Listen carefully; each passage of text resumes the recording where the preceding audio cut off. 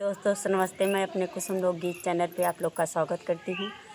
देखिए, बहुत प्यारा सा हम लोग श्री रामचंद्र भगवान के गीत सुनाने चल रही हूँ, जो है कि कजरी। और गीत अच्छे लगे तो कमेंट बॉक्स में ज़रूर बताना। देखिए, भाई बहन से सबसे हाथ जोड़ के विनती बा कि हाथों जोड़े के लाज कहीं नहीं कि कुछ सपोर्ट कर दी। आइए गीत को सुनाती हूँ। हरे राम सरजू किनारे दोनों भैया मांग रहे नैया रे हारी। हरे राम सरजू किनारे दोनों भैया मांग रहे नैया रे हारी। सोने की थारी में जेवना अपने भोग लगाए ओ रामा।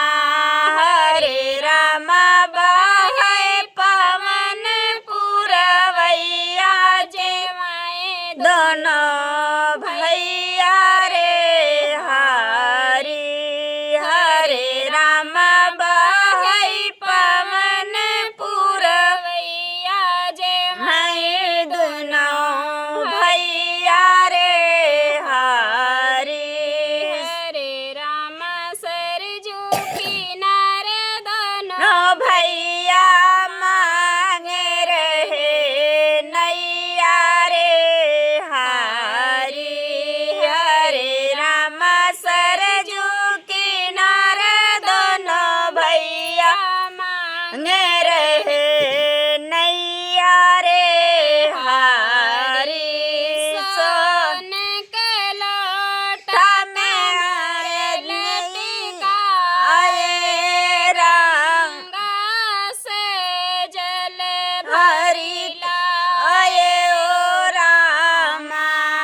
हरे राम बहई पवन पुरवैया घूटई दुनौ भैया रे हारी। हरे राम बहई पवन पुरवैया घूटई दुनौ भैया रे हारी। हरे राम सरजू किनारे दोनों भैया मांग रहे नैया रे हारी। हरे राम सरजू किनारे दोनों भैया मांग रहे नैया रे हारी।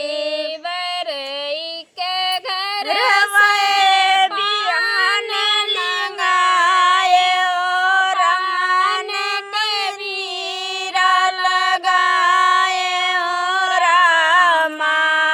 हरे रामा बहई पवन पुरवैया कुचई दुनौ भैया रे हारी।